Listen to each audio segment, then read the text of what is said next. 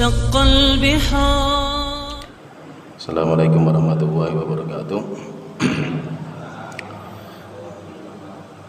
Bismillahirrahmanirrahim. Innal hamdalillah nahmaduhu wa nasta'inuhu wa nastaghfiruh wa na'udzu billahi min shururi anfusina wa min sayyiati a'malina may yahdihillahu fala mudhillalah wa may yudlil fala hadiyalah. Wa asyhadu an la ilaha illallah wahdahu la syarika lah wa asyhadu anna Muhammadan abduhu wa rasuluh, amma ba'du.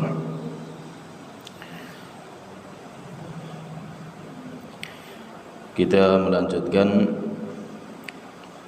pembahasan kita, masih membahas tentang iman kepada malaikat. Dan telah kita sebutkan bahwa beriman kepada malaikat tidak akan sah kecuali kita beriman kepada 4 perkara. Yang pertama, beriman kepada wujud mereka, bahwasanya malaikat itu ada walaupun mata kita belum pernah melihat mereka, tetapi kita percaya bahwa malaikat itu ada. Kemudian yang kedua, beriman tentang sifat-sifat mereka. Malaikat itu memiliki sifat. Kemudian yang ketiga, kita beriman kepada nama-nama mereka. Malaikat memiliki nama-nama. Ada yang namanya sampai kepada kita, ada juga malaikat-malaikat yang namanya tidak sampai kepada kita. Kemudian yang keempat, kita beriman kepada tugas dan pekerjaan mereka, bahwasanya mereka itu memiliki tugas-tugas yang Allah perintahkan kepada mereka. Dan telah kita jelaskan di pertemuan sebelumnya tentang wujud malaikat. Malaikat itu ada, dan Allah menciptakan malaikat itu dari cahaya. Tetapi malaikat bukan cahaya. Seperti manusia diciptakan dari tanah, tetapi manusia bukan tanah. Manusia ada makhluk yang memiliki zat sendiri, tetapi cikal bakal manusia itu dari tanah. Seperti iblis, Allah ciptakan dari api, tetapi iblis bukan api. Iblis bukan api, tapi iblis adalah zat sendiri. Sehingga ketika iblis nanti dibakar di neraka jahanam, walaupun neraka itu api, tetap iblis itu merasakan sakitnya, karena dia bukan api lagi. Jadi malaikat itu Allah telah ciptakan dari cahaya, tetapi malaikat itu memiliki zat sendiri. Dan telah kita jelaskan bahwa malaikat itu memiliki akal. Allah bekali dalam diri malaikat itu akal, tetapi malaikat tidak punya syahwat. Berbeda dengan manusia dan jin, Allah ciptakan dalam diri mereka, dan Allah bekali di manusia dan jin itu ada akal dan syahwat.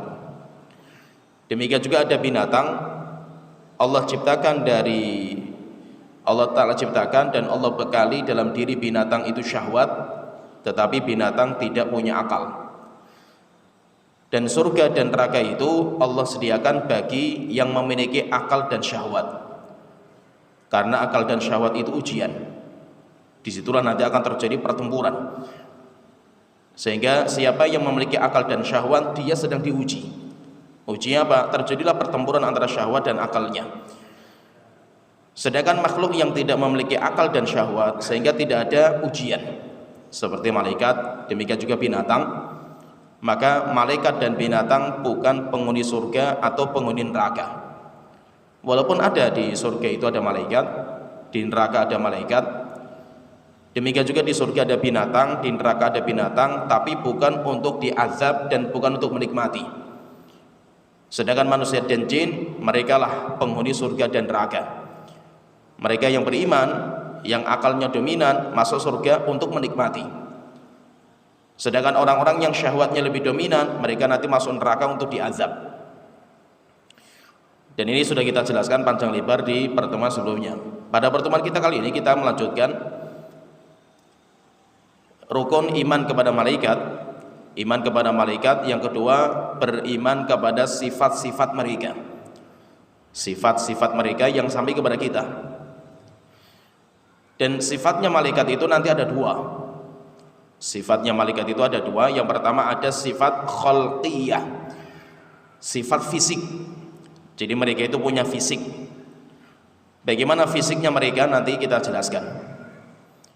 Kemudian yang kedua, mereka itu juga punya sifat khuluqiyah, karakter. Malaikat itu memiliki karakter, akhlak, kepribadian. Jadi ada fisiknya, karakter, sifat fisik, ada juga sifat karakter. Kita bicarakan dulu yang pertama tentang sifat fisiknya malaikat. Sebelum kita masuk ke sini, kita sampaikan bahwa malaikat itu termasuk alam ghaib bagi kita. Malaikat itu termasuk alam ghaib bagi kita. Dan kita berbicara tentang alam ghaib, itu kita memiliki kaidah yaitu tauqifiyah. Kita bicara tentang perkara yang ghaib itu sifatnya tauqifiyah. Apa itu tauqifiyah? Tauqifiyah itu berhenti kepada dalil. Tauqifiyah itu berhenti kepada dalil. Yang ada dalilnya kita tetapkan, yang tidak dalilnya kita katakan wallahu a'lam. Sehingga untuk mensifati malaikat, malaikat itu sifatnya kayak apa ini? Tidak boleh kita itu mensifati malaikat dengan akal kita. Akal tidak boleh masuk dalam perkara-perkara yang gaib, yaitu masuk untuk menetapkan. Akal itu hanya menetapkan apa yang Allah sebutkan dan yang disebutkan sama Rasulullah SAW. Sehingga membicarakan tentang malaikat ini, kita membicarakan alam ghaib. Maka kita harus berhenti kepada dalil. Di antara sifat fisik malaikat, banyak sekali sifat fisik. Kalau kita membaca Al-Quran dan hadis banyak, kita sebutkan beberapa saja. Yang pertama, sifat yang pertama, idhamu khalqihim. Mereka itu makhluk yang besar, yaitu sifat fisiknya mereka itu mereka memiliki jasad-jasad yang besar, dan mereka itu besar sekali malaikat ini. Kalau kita membaca di beberapa dalil tentang besarnya fisik malaikat ini, di antaranya Allah Ta'ala membicarakan tentang malaikat yang bertugas untuk mengangkat singgasana Allah Ta'ala. Malaikat yang ditugaskan untuk mengangkat singgasana Allah Ta'ala. Alladzina yahmiluna al-arsya, malaikat-malaikat yang menyangga singgasana Allah Ta'ala. Dan telah kita sebutkan isyaratnya bahwa malaikat yang mengangkat singgasana itu jumlahnya 8. Wa yahmilu arsya rabbika fawqahum yawma idzin tsamaniyah. 8 malaikat yang mengangkat singgasana Allah pada hari itu. Jadi singgasana Allah namanya arsy, itu ada tiang-tiangnya. Kemudian setiap tiang itu ada malaikat yang menyangganya. Malaikat yang menyangga itu dinamakan dengan hamalatul arsy, malaikat-malaikat penyangga arsy. Rasulullah SAW dalam hadis yang sahih beliau mengatakan, udzinali an uhadditsakum bihamalatil arsy. Saya diizinkan oleh Allah Ta'ala untuk mengabarkan kepada kalian tentang besarnya malaikat hamalatul arsy. Baina syahmati udhunihi ila atiqihi. Rasulullah mengatakan jarak antara daun telinga, jadi daun telinga, syahmatul udhuni itu telinga yang ditindik biasanya itu, yaitu jarak antara telinga yang ditindik atau daun telinga itu sampai ke atiknya, pundaknya itu, takhtufuhu tayr samanu mi'ati sanah. Kalau burung terbang tidak pernah berhenti, membutuhkan waktu 800 tahun. 800 tahun itu baru sampai antara telinga dan pundaknya malaikat. Besarnya berapa mereka? Oh, luar biasa. Besarnya luar biasa. Jadi yang pertama, sifatnya malaikat ini, malaikat itu besar. Jasadnya mereka itu besar, malaikat ini. Kemudian yang kedua, sifat fisik yang kedua, malaikat ini memiliki kekuatan yang dahsyat. Malaikat itu memiliki kekuatan yang sangat dahsyat. Sehingga sampai Allah Ta'ala menyebutkan itu di beberapa ayat tentang kerasnya malaikat. Malaikat itu keras. Malaikat itu kuat. Allah Ta'ala berfirman dalam surat At-Tahrim ayat ke-6 menjelaskan tentang malaikat-malaikat penjaga neraka. Malaikat-malaikat yang ditugaskan untuk menjaga neraka. Nanti kita sebutkan tugas-tugas malaikat. Ada malaikat yang tugasnya menjaga neraka. Allah Ta'ala berfirman, ya ayyuhalladzina amanu qu anfusakum wa ahlikum nara. Orang-orang yang beriman, jagalah diri kalian dan keluarga kalian dari api neraka. Waquduhan nasu wal hijarah, di mana neraka itu bahan bakarnya itu manusia dan batu-batuan. Alaiha malaikatun ghiladun syidad, dan di atas neraka itu ada malaikat-malaikat yang ghilad, kasar, syidad, keras. Malaikat-malaikat yang kasar dan malaikat-malaikat yang keras. Allah Ta'ala juga mensifati malaikat dalam surah An-Najm ayat ke-5 sampai ke-6, allamahu syadidul quwa. Nabi Muhammad itu diajari oleh malaikat syadidul quwa, dinamakan dengan syadidul quwa, malaikat yang memiliki kekuatan dahsyat. Malaikat yang memiliki kekuatan dahsyat. Allah Ta'ala juga berfirman di dalam ayat yang lain, innahu laqawlu rasulin karim. Itu adalah ucapan Rasul Allah yang mulia, yaitu malaikat Jibril. Dzi quwwatin. Allah Ta'ala mengatakan malaikat Jibril itu memiliki kekuatan yang dahsyat. Apa contoh kekuatan malaikat ini? Contohnya misalkan ya, kita contohkan beberapa contoh tentang kekuatan malaikat. Ketika Rasulullah SAW ke Taif, dan itu merupakan perjalanan yang paling menyakitkan.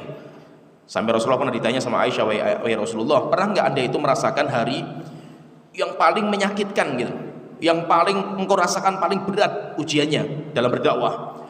Maka Rasulullah mengatakan, iya, tidak ada yang paling berat bagi saya kecuali ketika di Taif.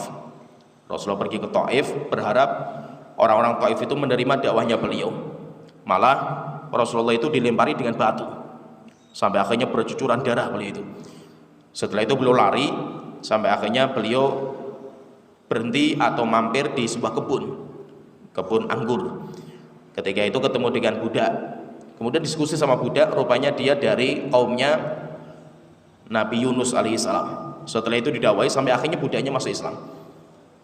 Ketika Rasulullah sedang istirahat, kemudian mengusap darah yang menetes di pelipis beliau. Setelah itu datang malaikat penjaga gunung, datang ke Rasulullah SAW. Kemudian malaikat ini mengatakan kepada Rasulullah SAW, yaitu malaikat penjaga gunung itu datang, kemudian malaikat Jibril pertama kali datang. Setelah itu malaikat Jibril itu mengatakan, ya wahai Muhammad, innallaha azza wa jalla qad sami'a qawla qaumika laka.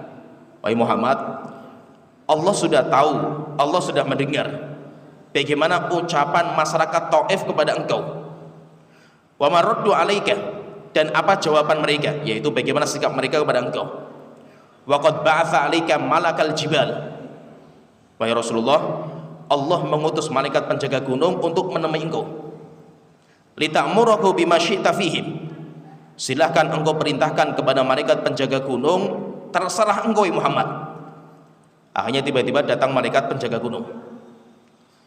Ketika datang, fasallama alaihi, penjaga gunung itu, malaikat ini mengucapkan salam kepada saya. Kemudian saya jawab salamnya. Setelah itu malaikat ini mengatakan, ya Muhammad, innallaha qad sami'a qawla qaumika. Wahai Muhammad, Allah telah mendengar ucapan masyarakat Taif kepada engkau. Wa ana malakul jibal, dan saya malaikat penjaga gunung. Wa qad ba'atsani rabbuka ilaika, Allah telah mengutus saya untuk menemui engkau di sini. Akhirnya saya datang ke sini, litamurani bi amrika fi ma syi'ta, dan saya diperintahkan untuk menjalankan apa saja yang kau inginkan. Setelah itu malaikat penjaga gunung itu menawarkan, in syi'ta an atbiqa alaihim khashbataini, wahai Muhammad, kalau engkau pengen gunung ini saya jebol, kemudian saya timpakan kepada Taif, yaitu satu kota ditutup dengan gunung ini, itu akan saya kerjakan wahai Muhammad. Kalau seandainya engkau berharap seperti itu, saya jebol gunung ini. Maka Rasulullah SAW beliau mengatakan, bal arju ayyukhrijallahu min aslabihim man ya'budullaha wahdah. Tidak wahai malaikat, tidak. Saya bukan untuk ini, saya itu berdakwah itu. Tetapi saya berharap mudah-mudahan Allah Ta'ala mengeluarkan dari cikal bakal mereka, orang-orang Taif ini, keturunan-keturunan mereka yang nanti beriman kepada Allah Ta'ala, menyembah hanya kepada Allah semata. Kalau seandainya Rasulullah mengatakan hancurkan mereka, malaikat akan menjebol gunung. Setelah itu ditimpakan kepada mereka. Berarti menunjukkan apa? Malaikat itu dahsyat, kuat. Dan itu bukan hanya malaikat Jibril, ini malaikat penjaga gunung. Demikian juga kalau kita perhatikan juga kisah tentang bagaimana azab yang Allah timpakan kepada kaumnya Nabi Lut. Itu kan dahsyat sekali, kekuatan malaikat luar biasa. Yaitu malaikat datang pertama kali ke Nabi Ibrahim. Nabi Ibrahim, malaikat ini wujudnya laki-laki biasa. Setelah itu yaitu intinya azabnya itu yang ditimpakan kepada kaumnya Nabi Lut. Allah telah mengatakan itu, faja'alna 'aliyaha safilaha.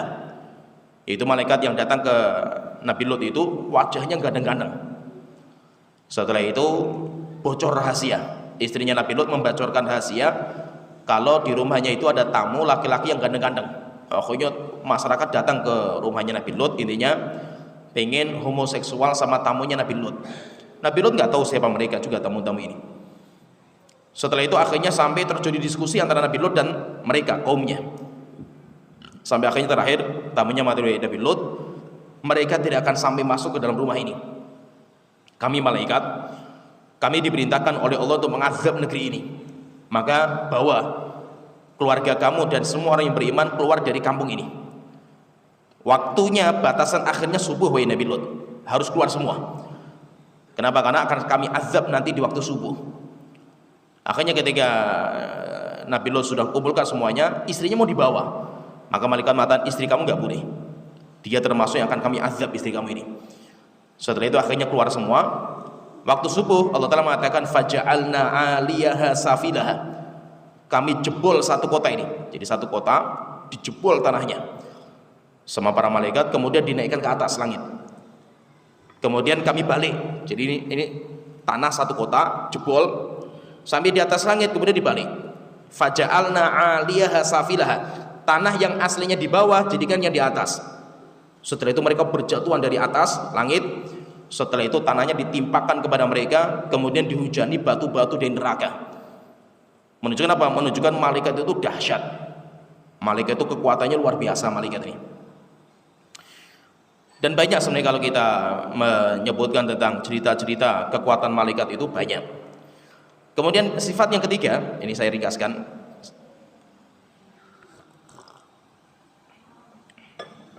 Kemudian yang ketiga di antara sifat malaikat, malaikat itu lahum ajnihah. Malaikat itu memiliki sayap. Malaikat itu memiliki sayap. Sebagaimana Allah Ta'ala berfirman dalam surat Fatir ayat pertama, Allah menyebutkan tentang sayapnya para malaikat. Allah Ta'ala berfirman, alhamdulillahi fatiris samawati wal ardi. Segala puji bagi Allah Ta'ala, zat pencipta langit dan bumi. Ja'ilil malaikati rusulan. Allah yang telah menjadikan malaikat sebagai rasul, delegasi, sebagai utusan. Uli ajnihatim mathna wa thulatha wa ruba. Di mana malaikat-malaikat itu memiliki sayap-sayap, ada yang mathna 2, thulath ada yang 3, wa ruba ada juga yang sayapnya 4. Yazidu fi khalqi ma yasha. Allah akan menambahkan dalam penciptaannya apa saja yang Allah kehendaki, yaitu sayapnya. Ada yang 10, ada yang 20, ada yang 100, bahkan ada yang 600. Seperti malaikat Jibril, bahkan ada yang lebih dari itu. Ada yang lebih daripada 600. Jadi malaikat itu memiliki sayap. Malaikat itu memiliki sayap dan sayapnya beda-beda. Malaikat Jibril Contohnya Mbak, contoh sayapnya mereka itu malaikat Jibril. Rasulullah SAW itu melihat langsung bagaimana wujud malaikat Jibril. Dan itu hanya 2 kali. Rasulullah itu hanya 2 kali melihat wujud malaikat Jibril secara asli, yang memiliki sayap asli. Selebihnya malaikat Jibril itu sudah berubah bentuk kepada bentuk jelmaan, yang nanti akan kita sebutkan jelmaan malaikat. Lah malaikat ini, malaikat Jibril itu ketika wujud aslinya itu ditampakkan di hadapan Rasulullah, maka Rasulullah itu ketakutan. Rasulullah itu ketakutan. Rasulullah SAW mengatakan, kata beliau, malaikat Jibril itu lahu sittu mi'ati jinah. Rasulullah mengatakan malaikat Jibril itu memiliki 600 sayap.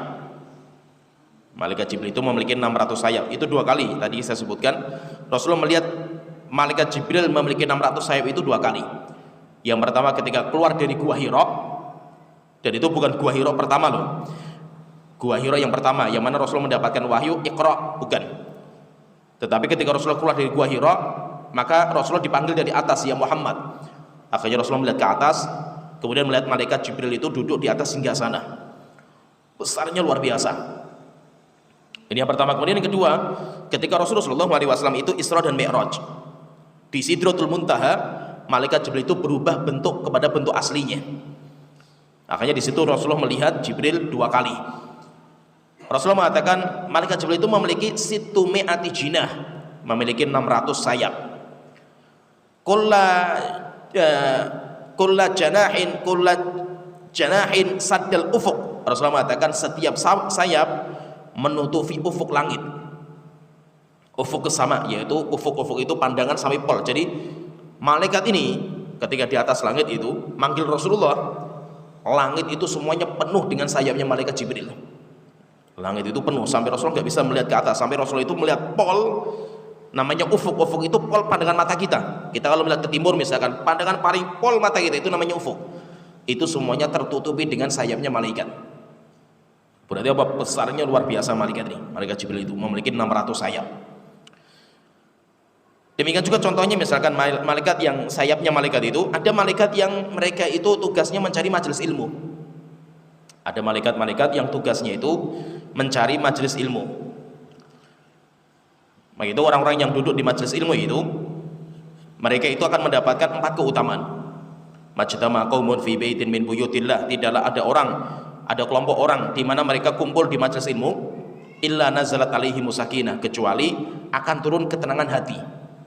Wa ghasyiyatuhumur rahmat, dan rahmat Allah akan meliputi mereka. Wa hafathumul malaikat, dan malaikat akan menaungi mereka. Malaikat akan menaungi mereka. Wa dzakarahumullahu fi man indah, dan malaikat Allah akan menyebutkan nama-nama mereka di hadapan para malaikat.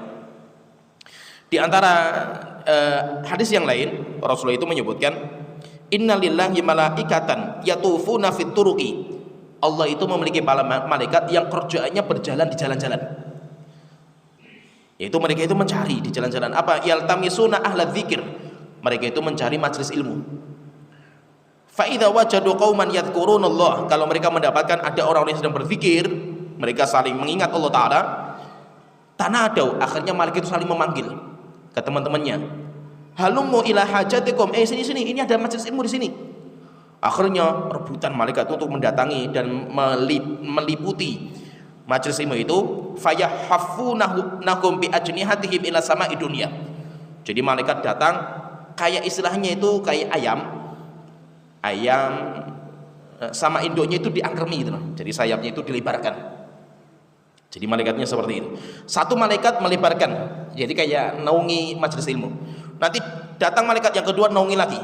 Datang yang ketiga terus sampai, jadi tumpuk-tumpuk, malaikat ini tumpuk-tumpuk itu sampai ila sama'i dunya.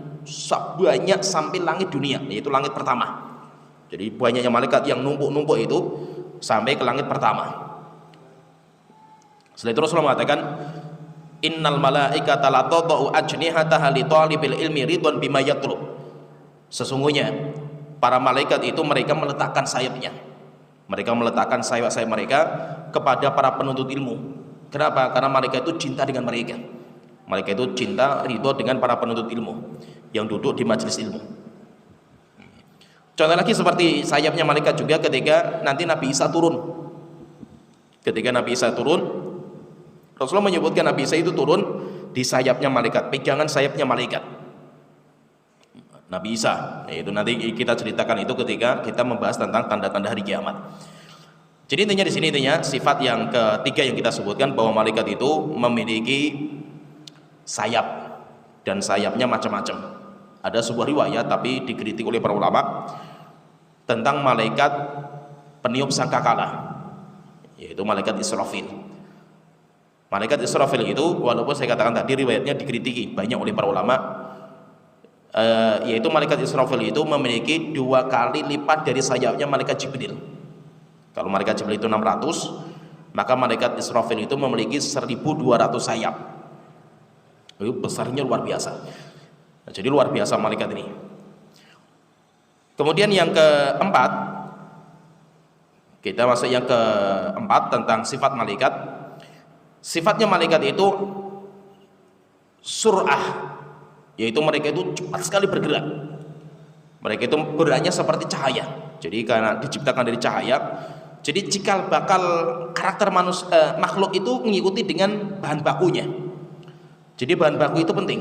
Seperti misalkan manusia, kita itu diciptakan dari tanah. Kenapa? Karena ada karakter yang nempel di kita itu, karakter tanah yang nggak bisa dihilangkan. Yaitu apa? Kita itu karakternya itu rendah.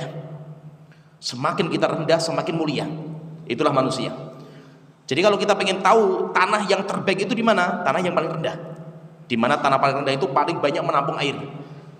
Nah itu kata para ulama mengatakan al ilmu harbun alal fatal muta'ali. Ilmu itu musuh bagi orang-orang yang sombong dan congkak.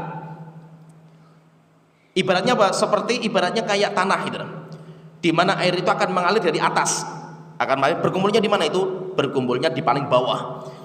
Jadi karakter manusia itu karakternya kayak tanah, dan tanah itu nempel di kita itu, yaitu karakternya apa? Kita itu manusia terbaik itu orang yang merendahkan diri. Dan karakter tanah itu apa coba? Hebatnya tanah itu. Maka kita itu ketika mendidik anak kita itu mendidik anak tanah. Kita tidak bisa mendidik anak emas. Walaupun banyak orang-orang itu bercita-cita anaknya itu kayak anak emas. Anak kita bukan emas, tapi anak kita tanah. Apa bedanya antara emas dan tanah itu? Emas itu mahal. Sampai 1 gram saja ada harganya itu. 1 gram saja mahal harganya itu. Tapi emas tidak bisa menumbuhkan tumbuhan yang bisa dimakan sama kita. Sehingga apa? Mahal secara zatnya, tapi gak bisa bermanfaat untuk orang lain. Beda tanah. Tanah itu apa? Dia diinjak-injak, bahkan dia dipaculi, bahkan dia dihinakan. Tetapi tanah itu akan mengeluarkan tumbuh-tumbuhan, di mana sebagai nutrisi bagi orang lain. Sehingga apa? Sifatnya tanah itu apa berarti? Memberikan manfaat kepada manusia yang lainnya. Kita nggak harus mahal diri kita itu. Kita itu nggak harus mahal gitu. Tetapi yang penting apa? Kita itu bisa memberikan manfaat kepada yang lain. Dan itu karakter tanah yang ada. Nah itu karakter tanah itu nempel di kita. Sehingga manusia terbaik itu siapa? Khairun nas anfa'uhum linnas. Manusia terbaik itu adalah orang yang paling bermanfaat bagi yang lainnya. Bukan orang yang mahal. Dia punya jabatan, dia punya gelar profesor, doktor, sampai luar biasa. Tapi gak ada manfaat bagi orang lain. Gak ada manfaat. Berarti karakter manusianya hilang pada diri dia itu. Seperti misalkan iblis Allah ciptakan dari api berkobar, karakter itu menempel gitu loh, sehingga seperti itu terus itu. Sedangkan malaikat itu Allah ciptakan dari cahaya, dan cahaya itu karakternya apa? Kecepatan. Cahaya itu kecepatannya luar biasa. Kalau diteliti dalam pengetahuan tentang kecepatan cahaya itu dan 1 detik cahaya itu bisa sejauh kecepatannya itu 186.000 mil. Jadi 1 detik cahaya itu sejauh itu, lebih cepat daripada suara. Itu kalau kita itu mendapatkan halilintar itu kan yang datang suaranya dulu ke kita, cahayanya dulu datang, setelah itu kan baru suara, menunjukkan bahwa kecepatan cahaya itu dahsyat daripada suara. Lah malaikat ini cepat, malaikat itu cepat sekali. Nah itu ketika Rasulullah SAW pengen Isra Mi'raj, Nabi Muhammad nggak mampu untuk perjalanan Isra Mi'raj yang sangat cepat seperti itu. Malaikat Rasulullah nggak mampu. Akhirnya Rasulullah diberikan alat. Sedangkan malaikat nggak butuh alat karena kecepatan mereka. Rasulullah diberikan binatang untuk berjalan dengan cepat sekali, yaitu namanya buraq. Menjadi tunggangannya Rasulullah SAW. Namanya buraq. Sedangkan malaikat nggak butuh. Kenapa? Malaikat itu cepat, berpindah-pindah itu dengan cepat sekali. Kemudian di antara sifat malaikat itu ganteng. Ya bukan ganteng, indah. Wajahnya itu indah. Walaupun nggak dinamakan ganteng enggak, karena malaikat bukan laki-laki. Demikian juga tidak cantik juga malaikat, karena mereka bukan perempuan, tapi indah. Wajahnya sangat indah malaikat itu. Oleh itu Allah Ta'ala berfirman di dalam Al-Quran menyebutkan bagaimana wajahnya malaikat itu dzu mirratin fastawa. Malaikat itu dzu mirrah. Mirrah itu apa? Keindahan wajah. Malaikat itu sangat indah sekali wajahnya. Kalau dia menjelma dalam bentuk laki-laki yang sangat ganteng, sehingga malaikat itu sifat wajahnya itu indah. Sifat wajahnya malaikat itu indah. Kecuali malaikat yang memang ditugaskan untuk azab, seperti malaikat Malik, itu wajahnya paling menyeramkan. Kenapa? Karena memang tugasnya untuk azab. Tapi selain itu malaikat itu indah, apalagi malaikat Jibril. Malaikat Jibril itu wajahnya indah sekali, malaikat Jibril itu. Nah itu ketika Rasulullah SAW berjumpa dengan malaikat Malik, malaikat yang bertugas pemimpin malaikat Zabaniyah, bertugas untuk mengawasi neraka Jahanam. Rasulullah itu beliau melihat malaikat Malik, kemudian Rasulullah mengatakan, saya tidak pernah melihat makhluk yang paling menyeramkan wajahnya kecuali malaikat Malik. Malaikat Malik itu tidak pernah tersenyum sekalipun. Kenapa? Setelah melihat bagaimana ngerinya api neraka Jahanam, akhirnya dia itu tidak pernah tersenyum sama sekali.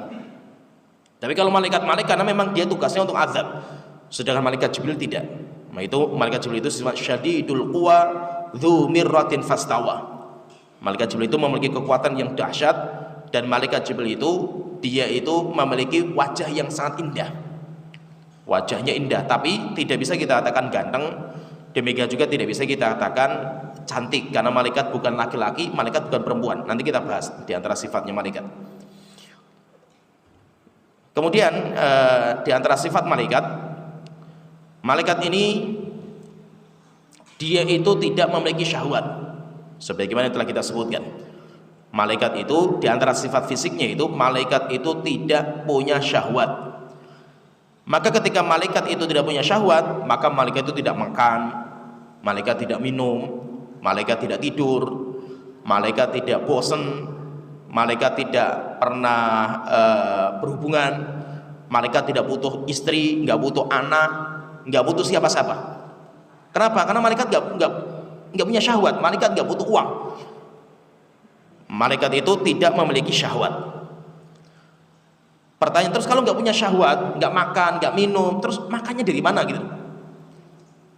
Nutrisi untuk kehidupannya itu apa gitu?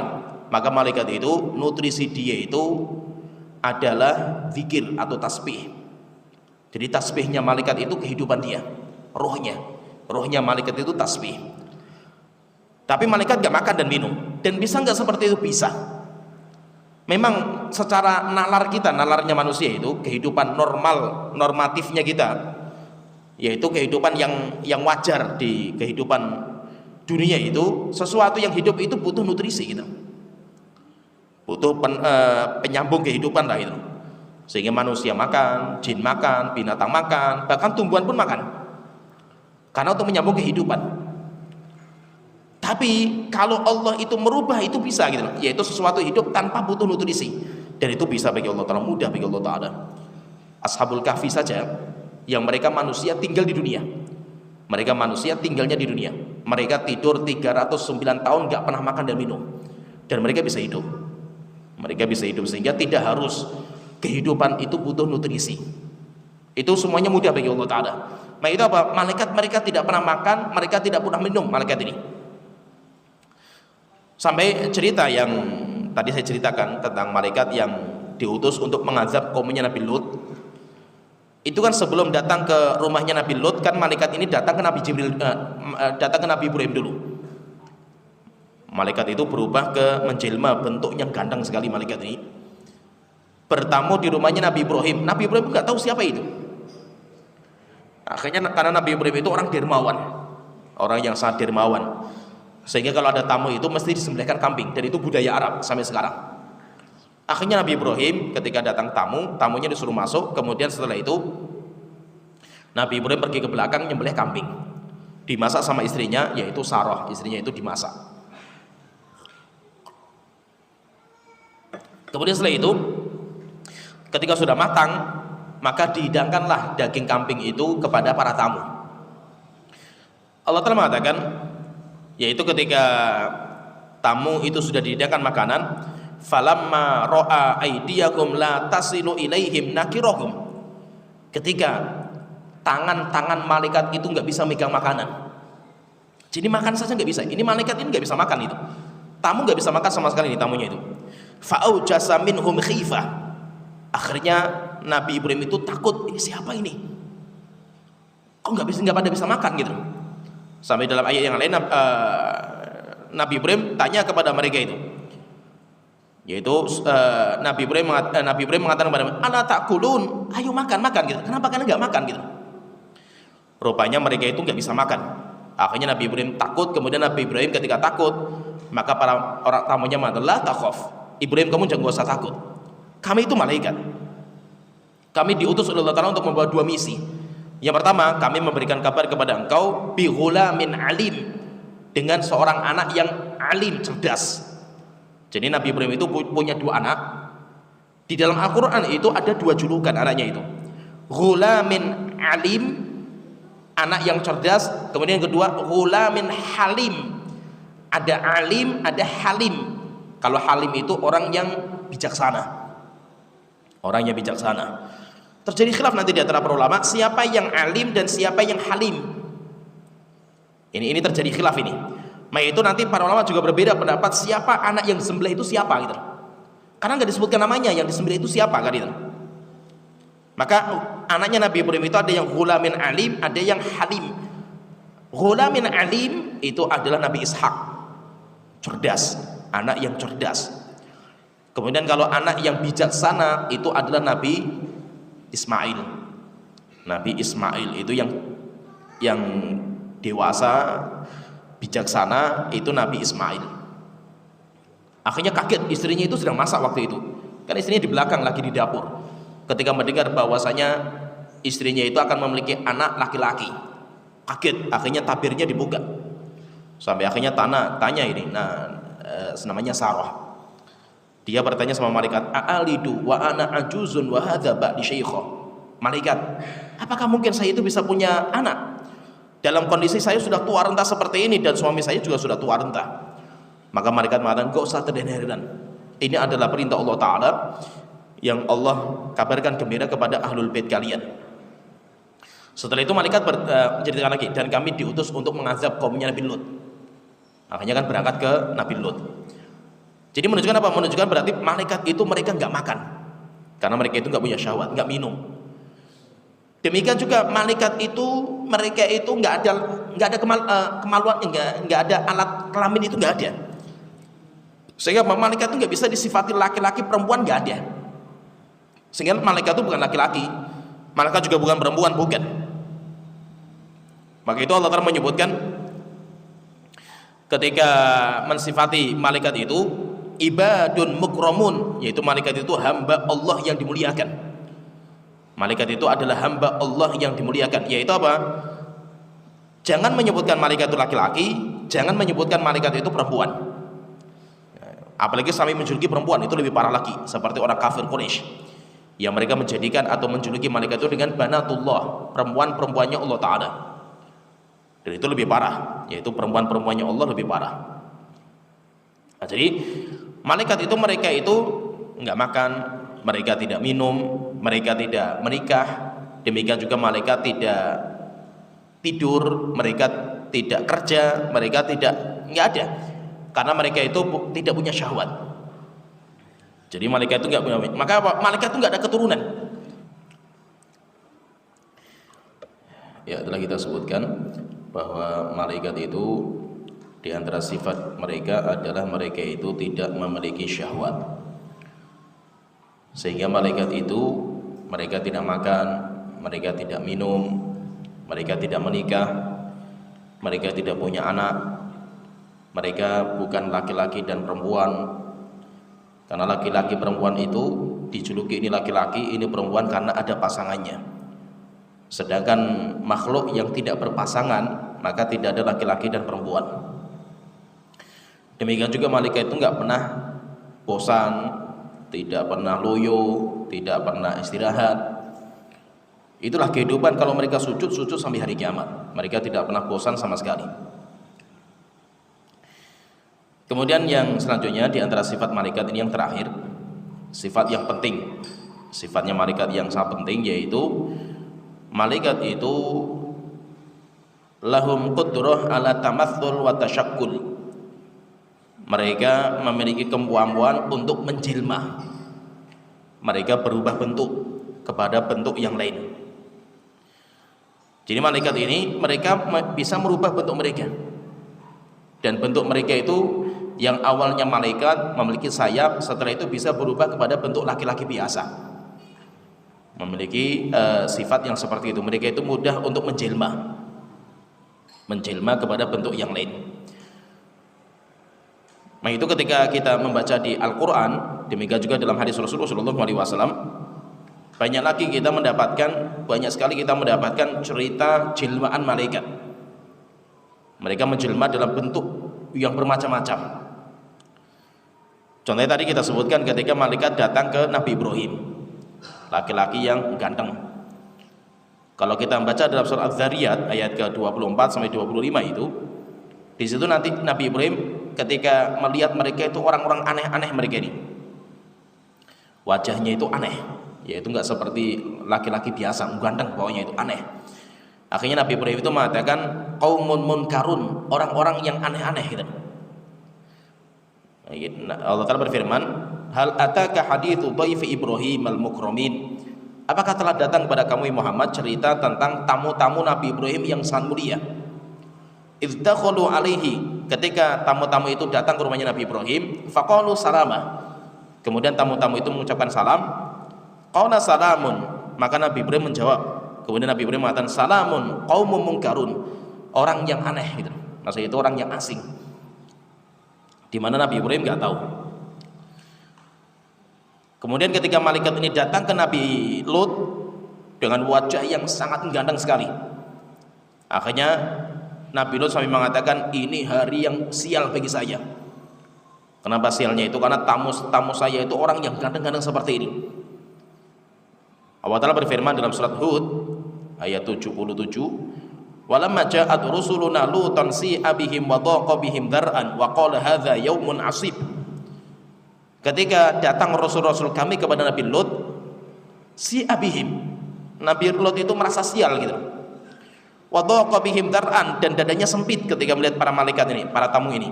Kemudian hadza yaumun asib, ini hari yang paling berat bagi saya. Yaitu karena tamu-tamunya itu seperti itu. Jadi malaikat ini menjelma dalam wujud laki-laki yang sangat ganteng di rumahnya Nabi Ibrahim, demikian juga di rumahnya Nabi Lut. Demikian juga malaikat itu juga menjelma, malaikat Jibril menjelma laki-laki biasa, seorang laki-laki biasa kepada Maryam dalam wujud jelmaan. Sebagaimana Allah telah sebutkan dalam surat Maryam, panjang lebar Allah telah sebutkan. Allah telah berfirman, wadhkur fil kitabi Maryamah. Rasulullah ceritakan kepada manusia cerita Maryam. Idh tabadzat min ahliha makanan syarqiyah. Ketika dia itu memilih tempat arah timur, yaitu di Masjidil Aqsa. Setelah itu fatakhadat min dunihim hijaban. Maryam itu membuat tabir supaya tidak dilihat sama laki-laki yang lain. Fa arsalna ilaiha ruhana, kami utus kepada Maryam rasul kami, yaitu malaikat Jibril. Fatamatsala laha basyaran sawiyah.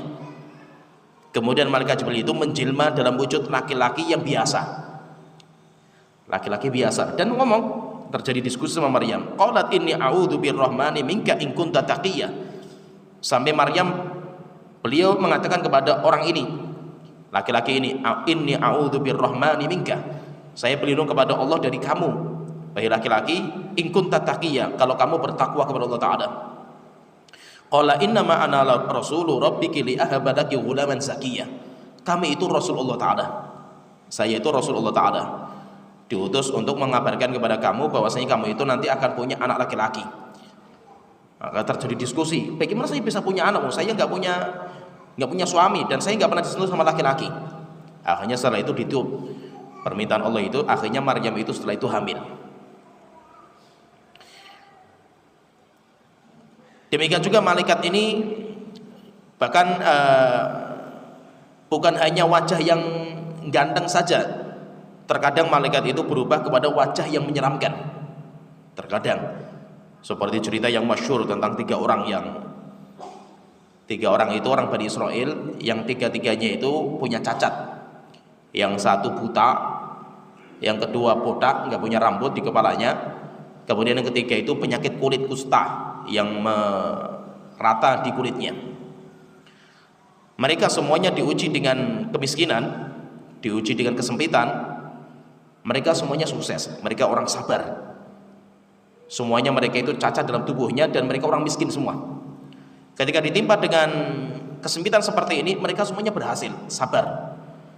Akhirnya ketika mereka sudah berhasil ujian pertama, yaitu kemiskinan, kesempitan, musibah, setelah itu ketika sudah sukses, mereka diuji dengan ujian yang berikutnya yang lebih berat, yaitu apa?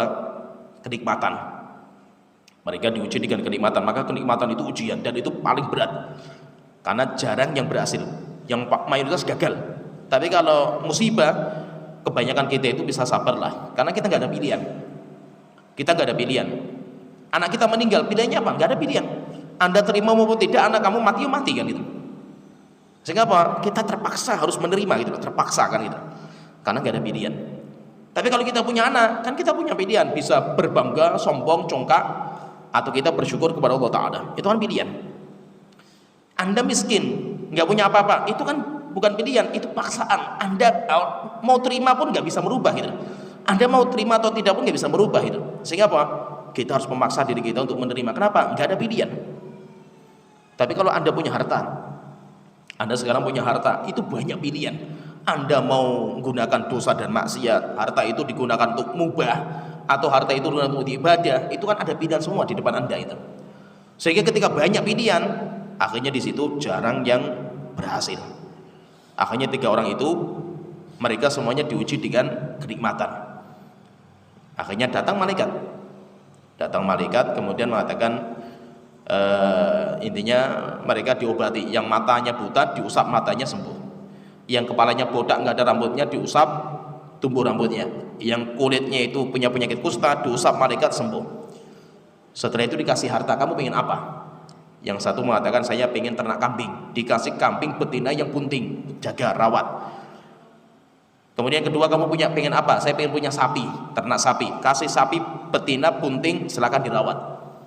Kemudian yang ketiga, kamu pindah apa? Saya pengen punya unta, ternak unta, dikasih unta yang bunting, disuruh merawat. Akhirnya apa? Mereka menjadi kaya raya, tiga orang ini menjadi orang kaya raya.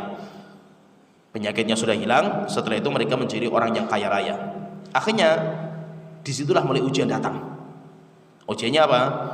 Datanglah pengemis, di mana pengemis ini wajahnya kayak mereka dulu gitu. Jadi wajahnya yang buta diuji dengan datang orang pengemis yang buta. Yang kedua, datang pengemis yang dia itu nggak punya rambut. Datang pengemis yang dia itu kulitnya itu punya penyakit kusta. Setelah itu minta bantuan kepada orang yang kaya ini. Yang pertama, yang dia itu punya penyakit kusta, gagal. Didatangi, saya masih banyak urusan, saya nggak bisa membantu kamu. Hanya diingatkan sama orang pengemis itu, bukankah kamu dulu juga miskin kelihatannya? Dia mulai marah. Saya tidak pernah miskin seperti kamu yang seperti ini. Saya itu mendapatkan harta itu warisan nenek moyang saya.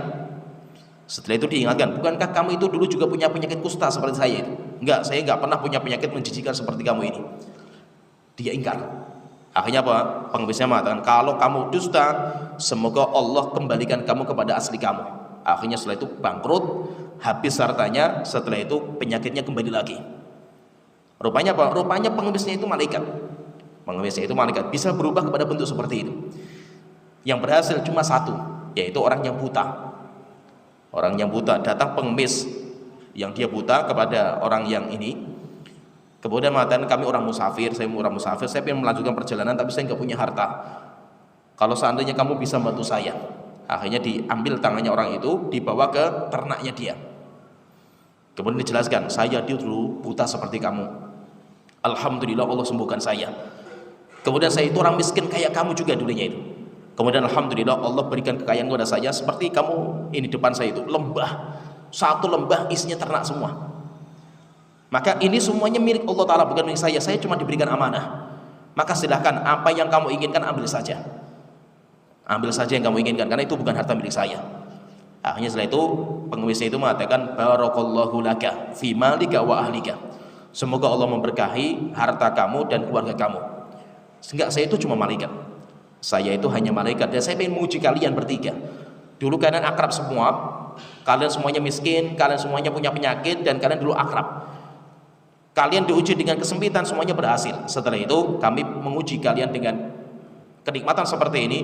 Rupanya dua teman kamu itu gagal, dan cuma kamu yang berhasil. Menunjukkan apa? Menunjukkan bahwa ujian kekayaan, kelapangan itu jarang yang berhasil bisa bersyukur kepada Allah Ta'ala. Tapi kalau kemiskinan, kesempitan, itu banyak yang bisa.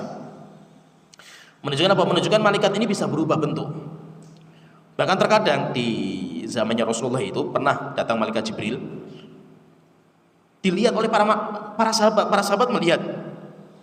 Jadi ketika terkenal itu namanya hadis Jibril, Rasulullah sedang di masjid bersama para sahabat, tiba-tiba datang orang yang sangat laki-laki, yaitu laki-laki syadidus sawadis sa'ar, rambutnya hitam sekali kayak bekas sisiran disemir, yaitu dikasih minyak, hitam. Syadidu bayadhi thiyab, bajunya itu sangat putih sekali, itu menunjukkan dia itu bukan orang safar. Dia itu orang bukan musafir. Kalau musafir biasanya kan kusut, keringatan, bajunya itu ya bau, itu namanya orang musafir. Ini bukan. Tapi anehnya lagi itu, la ya'rifuhu min ahad, enggak ada seorang di antara kami yang mengenal siapa dia itu. Dia bukan orang kota, orang dalam kota maksudnya. Dia bukan sifat-sifat musafir, enggak ada itu. Tiba-tiba datang langsung maju ke Rasulullah, meletakkan lututnya nempel dengan lututnya Rasulullah. Setelah itu langsung bertanya 5 pertanyaan. Ketika Rasulullah menjawab, langsung dia itu mengatakan, wahai Muhammad, sodakta, benar, jawaban kamu itu benar. Sampai akhirnya orang itu pergi. Setelah itu Rasulullah mengatakan kepada Umar, wahai Umar, coba cari kemarin orang yang datang itu, cari. Akhirnya dicari, nggak ketemu. Setelah itu datang Rasulullah, tanya, ya Rasulullah, nggak ketemu, di mana orang itu? Maka Rasulullah mengatakan, hadza Jibril atakum yu'allimakum dinakum. Dia itu malaikat Jibril yang datang untuk mengajari ilmu agama kepada kalian. Yaitu malaikat Jibril berubah kepada sebuah bentuk di mana para sahabat semuanya melihat. Sehingga terkadang mungkin di majelis ilmu, atau mungkin di tempat jihad, atau mungkin di Mekah dan Madinah, mungkin kita lihat ada beberapa orang atau wajah-wajah yang dia itu sebenarnya malaikat, menjelma di situ, meramaikan majelis ilmu, meramaikan tempat jihad, meramaikan Mekah dan Madinah, tetapi kita itu nggak tahu kalau dia itu malaikat. Dan itu sering, termasuk di medan pertempuran. Di medan pertempuran, yaitu menunjukkan apa? Malaikat itu juga mereka bertempur. Mereka itu ikut membela jihad. Nah, itu ketika Rasulullah selesai perang dari perang Khandaq. Setelah itu Rasulullah itu pulang pengen menanggalkan baju perangnya. Didatangi sama malaikat Jibril, wahai Muhammad, kami para malaikat belum ada yang istirahat. Ayo kita perintahkan kalian untuk pergi ke Bani Quraidah. Setelah itu para sahabat disuruh ke sana. Menunjukkan apa? Mereka juga hadir dalam peperangan. Mereka juga hadir dalam majelis ilmu. Mereka juga hadir dalam ibadah. Yang mana kita melihat orang ini, yaitu kita nggak tahu rupanya dia malaikat kan itu.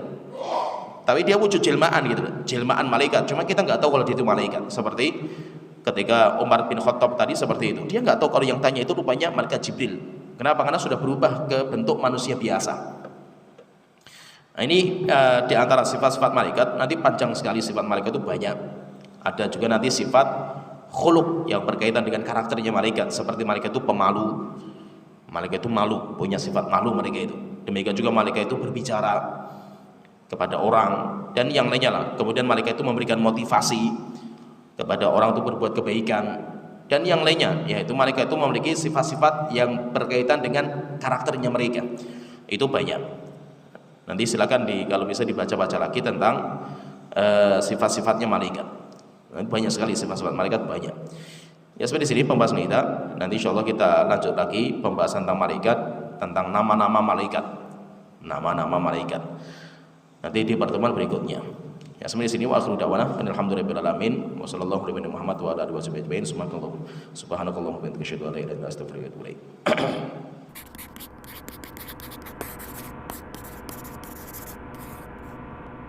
Donasi dakwah multimedia Nida Salam. Berikan donasi terbaik Anda untuk dakwah dan pendidikan Islam.